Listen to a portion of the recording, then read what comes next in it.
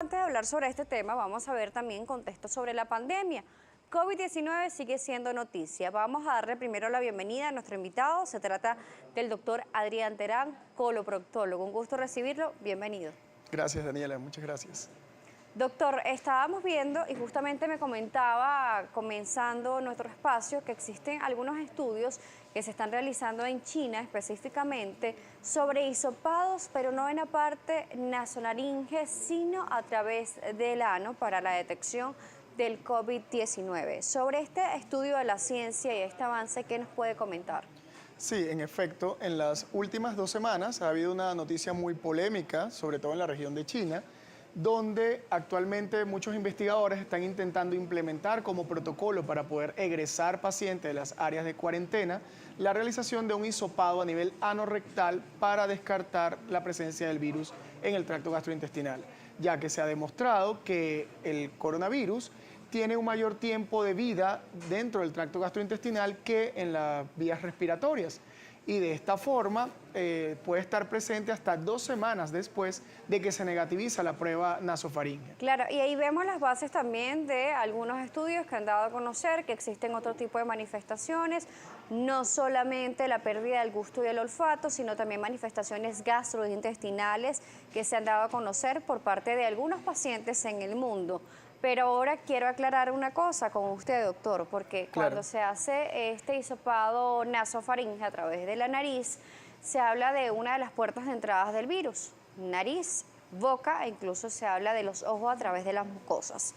¿Qué pasa con la parte del recto o el ano? No existe una entrada a través del virus, a través de esta parte del cuerpo, pero sí la detección a través de él. Sí, la transmisión por COVID sigue siendo a través de gotillas respiratorias o de fómites tocando objetos contaminados. De hecho, el virus se estima que pasa a la vía digestiva a través de la vía respiratoria, por supuesto, en la comunicación que hay a nivel de la faringe. El asunto es que el virus se ha demostrado que tiene una gran predilección por el intestino, por el epitelio del intestino.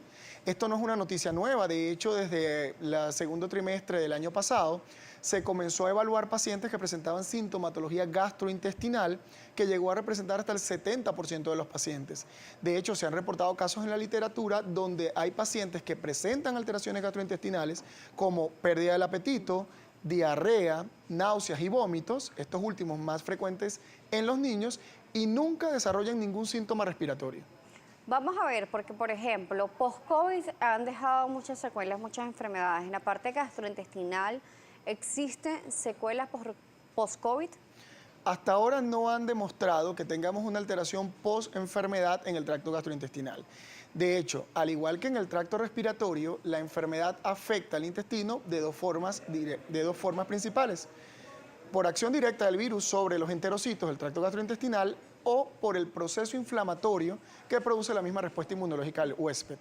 No hay estudios que comprueben un daño dentro de la mucosa del colon o del intestino delgado o del estómago, puesto que esto es algo que se está estudiando actualmente, se está tratando de estandarizar, de protocolizar, y debido a la alta contaminación que hay por el virus a través de aerosoles, no hay estudios que reporten casos endoscópicos para estudiar el virus dentro de la mucosa. Sabemos que seguimos aprendiendo todos los días de este virus, pese a que ya ha pasado prácticamente un año desde la aparición, por ejemplo, en nuestro país. Ya solamente en unos meses vamos a contar con el año completo para la detección de COVID-19 en Venezuela, pero ¿existe algún estudio en el mundo que también demuestre algún tipo de exacerbación de aquellas personas que han tenido enfermedades colorectales, gastroenterológicas, que se han aumentado a través del COVID-19? Se lo pregunto porque, por ejemplo, con las enfermedades coronarias, enfermedades del corazón en general, sí se ha demostrado. No se ha establecido una correlación directa entre que la enfermedad gastrointestinal produzca mayores problemas en el paciente. Lo que sí se ha visto al evaluar los casos de los pacientes es que los pacientes más gravemente enfermos, sobre todo los que ameritan cuidados intensivos, presentan con mayor frecuencia síntomas gastrointestinales y que estos síntomas en esos pacientes son más severos que en la población general que no amerita un cuidado intensivo, que no amerita cuidados intensivos. A la hora de presentar estos síntomas que usted bien nos indica, entre ellos el vómito, las náuseas, la inapetencia, en muchas personas se puede confundir con otros virus presentes en nuestro país y en el mundo, y más que nos está diciendo que es la población infantil la que lo presenta con mayor frecuencia. ¿Cómo hacer el proceso diferenciador? No hay una forma de establecer un criterio o un diagnóstico diferencial entre una diarrea por algún otro microorganismo o COVID, a menos que se haga, por supuesto, los estudios iniciales con exámenes de ese, por ejemplo. Mi recomendación general es que ante la presencia de estos síntomas, como pérdida de apetito, diarrea, náuseas y vómitos, no lo tomen como que es simplemente un cuadro diarreico agudo que está ocurriendo en cualquier persona, sino que ante la evidencia científica deben acudir a un centro centinela, deben buscar ayuda médica y debe descartarse, por supuesto, además de todas las demás enfermedades gastrointestinales, ahora hay que descartar COVID-19. Vamos, doctora, a una pausa. Sabemos que nuestro tema del día de hoy son las hemorroides, pero no podíamos dejar de tocar este estudio que se está analizando desde China, justamente cuna de la pandemia del COVID-19. Recordemos que comenzó en Wuhan, Hubei, en este sector de China. Vamos a ver los avances de la ciencia, pero además vamos a hablar sobre las hemorroides en la Adrián Terán, él es coloproctólogo, nos sigue acompañando el día de hoy. Vamos a hablar sobre hemorroides. Cuando comenzábamos este segmento hablábamos de algo muy importante y es sobre el sangrado rectal, y esta es una pregunta clave que siempre es oportuna hacer y recordar. ¿Por qué el sangrado rectal no es normal? Qué buena pregunta, ¿no? Todos los seres humanos tenemos hemorroides. Ellas forman parte de lo que es el recto y el ano, y su función principal es servir como una almohadilla para amortiguar el trauma que generan las heces al paso a través del canal anal, al tiempo que dan alrededor... Heces, la coloración, como bien lo hemos dicho en otras oportunidades, por ejemplo, puede decir qué está pasando con su salud. Unas heces oscuras, unas heces negras, puede decir que la sangre está proveniendo de otro lugar, viene del intestino, algo está pasando, y también puede estar presente alguna enfermedad como la temida palabra cáncer o enfermedad o patología de este tipo. Entonces hay que estar alerta con lo que sucede, ¿no? En efecto. El sangrado de la enfermedad hemorroidal es un sangrado muy particular. El paciente generalmente va a referir que cuando evacúa, ve manchado con sangre el papel sanitario o ve gotas de sangre en el agua de la poceta. Y es más el color normal. Rojizo de la sangre en común, Normalmente, ¿no? Es una sangre rojo brillante como un color vívido, por supuesto. Pero esto no es solamente la enfermedad hemorroidal, como lo digo, pueden haber otras patologías. Las fisuras anales pueden cursar con sangrado rectal, las úlceras rectales pueden cursar con sangrado rectal. La enfermedad inflamatoria intestinal, sobre todo la rectocolitis ulcerativa, puede cursar con heces llenas de sangre e incluso pueden llegar a tener heces con sangre roja brillante. Doctor Adrián, estamos conectados también en Instagram Live en este momento y tenemos participación de la audiencia. Wirrat Godoy, que siempre participa con nosotros, nos hace la siguiente pregunta. Dice: hola Daniela, para el doctor, ¿cuáles son esos síntomas iniciales que me pueden afirmar que tengo una enfermedad hemorroidal? Generalmente el primer, por supuesto. La enfermedad hemorroidal tiene varios grados, además de que hay dos tipos principales. Está la enfermedad hemorroidal externa, que es visible a simple vista, y está la enfermedad hemorroidal interna, que solamente puede verse durante el examen físico, durante la realización de estudios endoscópicos, como por ejemplo la anoscopia. Ahora, ¿por qué el sangrado es principalmente la principal manifestación clínica? Es porque las hemorroides en etapas iniciales, grado 1 o grado 2, no van a protruir siempre fuera del canal anal. Pero sí van a sufrir traumatismo con las heces y de esta forma se va a generar el sangrado. ¿Puede existir una enfermedad o las hemorroides fuera del ano de manera espontánea, esporádica, que solamente pase una sola vez en la vida y que no sea realmente una patología?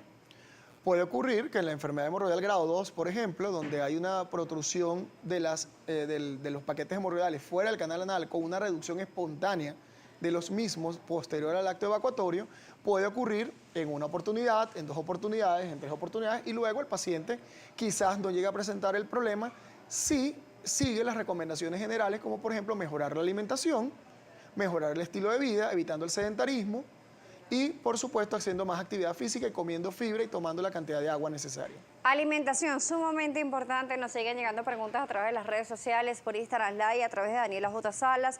Recuerden que por salud-GB también nos puede escribir la cuenta de nuestro especialista también está disponible para ustedes, ya la van a tener en pantalla. Vamos a una nueva pausa aquí en Noticias Globovisión Salud. De regreso seguiremos hablando sobre las enfermedades hemorroidales, pero no solamente sobre los síntomas, las consecuencias, sino también la solución que existe para cada uno de los grados de este tipo de patología. A la pausa, volvemos.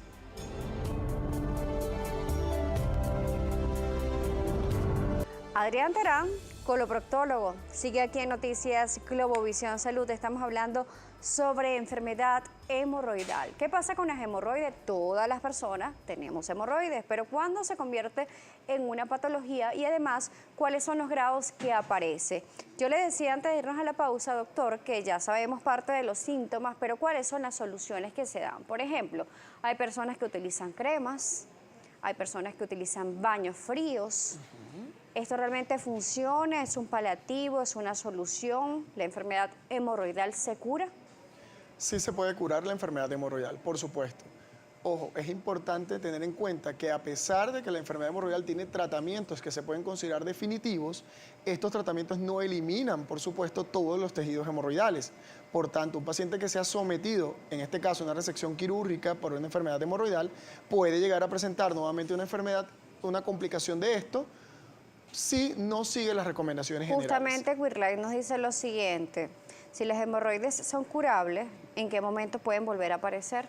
Cuando el paciente vuelve a caer en el mismo círculo vicioso que generó la enfermedad hemorroidal inicialmente. El problema hemorroidal ocurre cuando tenemos un mal hábito evacuatorio. Cuando tenemos un mal hábito evacuatorio, cuando tenemos un paciente que pasa 30 minutos sentados en la poseta, tenemos un paciente que tiene necesidad constante de pujar para poder evacuar, tenemos un paciente que tiene heces duras, que no tiene un hábito evacuatorio regular y que está asociado sobre todo a los problemas de estreñimiento crónico, porque esto se relaciona directamente con la necesidad de pujo durante el acto evacuatorio. Entonces hay que combatir todo lo que sería de base. ¿Cómo evitar el estreñimiento, por ejemplo? ¿Cómo tener un hábito evacuatorio regular que nos permita tener una buena salud gastrointestinal y colorectal? De hecho, el tratamiento inicial de la enfermedad hemorroidal comienza con mejorar los hábitos evacuatorios del paciente, modificando su alimentación y mejorando su estilo de vida, es decir, eliminando el sedentarismo y agregando a la alimentación diaria del paciente la cantidad necesaria de fibra dietética y el consumo adecuado de agua que permita que sus heces sean blandas, sean formes y puedan movilizarse de mejor forma a través del intestino. Cuando hablamos de fibra, normalmente asociamos la fibra solamente con la avena o con, por ejemplo, pan con este contenido integral. ¿Esto realmente es solamente fibra? No. Todos los vegetales tienen fibra. Todos los granos tienen fibra. Las frutas son alta fuente de fibra.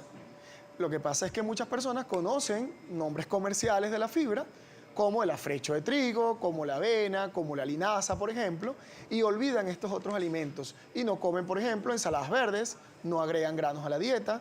No todo paciente tolera estos alimentos de la misma forma, pero por eso existe una gran variedad que pueden tratar de incorporar diariamente a su alimentación y esto los ayudará a mejorar su hábito evacuatorio. ¿Qué alimentos irritativos deberíamos evitar en la dieta aquellas personas que tienen algún tipo de enfermedad hemorroidal?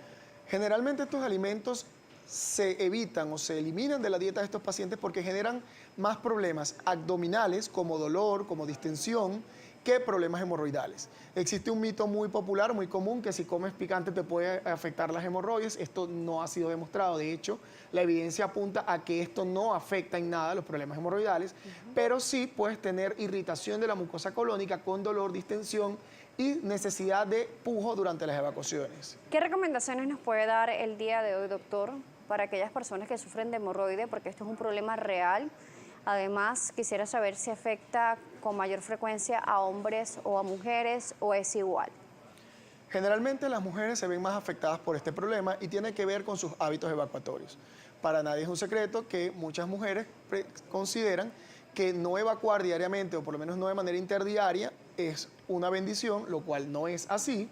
Esto está mal, deben mejorar su hábito evacuatorio y esta es una enfermedad que puede afectar en cualquier edad. Realmente hemos tenido casos de niños de 13, 14 años con enfermedad hemorroidal, así como adultos mayores de 70, 80 años con enfermedad hemorroidal. Pero generalmente se presenta entre la segunda, tercera y cuarta década de la vida, que es lo más frecuente para estos pacientes. Nos preguntan acá que si sufrir entonces del estreñimiento podría ser una causa principal y permanente del problema de las hemorroides. Sí, el estreñimiento crónico puede ser la principal causa de un problema de enfermedad hemorroidal. Es más, es poco probable que un paciente que acuda a la consulta no tenga, que acude a la consulta con enfermedad hemorroidal, no tenga un problema de estreñimiento crónico en ese momento o que no lo haya tenido en el pasado. Doctor, se nos termina el tiempo, ¿cómo lo pueden contactar?